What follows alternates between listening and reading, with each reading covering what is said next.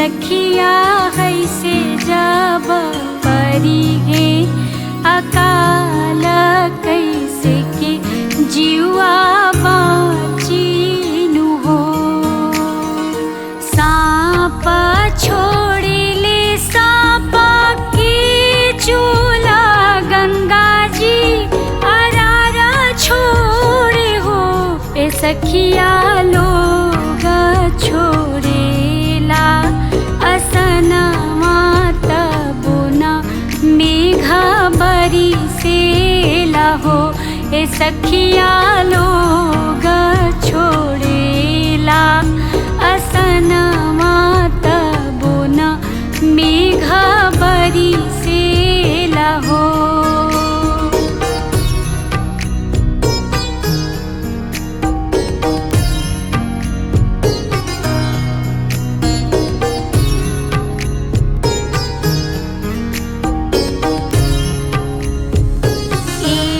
सखी उठी गोहारावत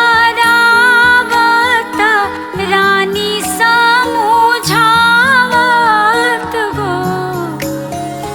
एक सखी उठी गोहारावत रानी समझावत हो। ए रानी जाही दीन धिया गोदिया खेली तबेरे मेघा बरी से लाहो। ए रानी जाही दीन धिया गोदिया खेली है तबेरे मेघा बरी से लाहो। पुत्र जनम लित घन बाढ़े अवरुता वंश ए रानी धिया धर्मवा के ज्योति दुई रे कुल बाढ़न हो। ए रानी धिया जमले कटी सभा दो सतबेरे मेघा बरी सीनु हो।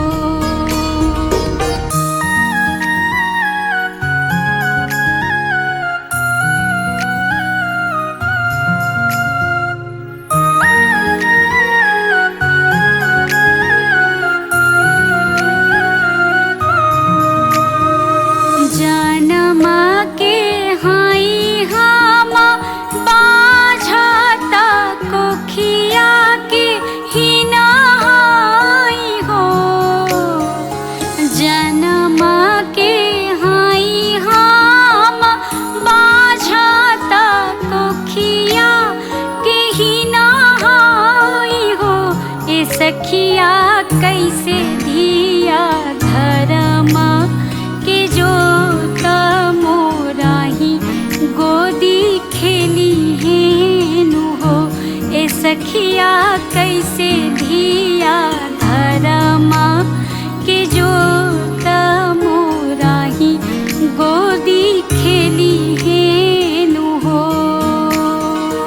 अंगना में चरखो बसावा हो इंद्र के लुभावा हो।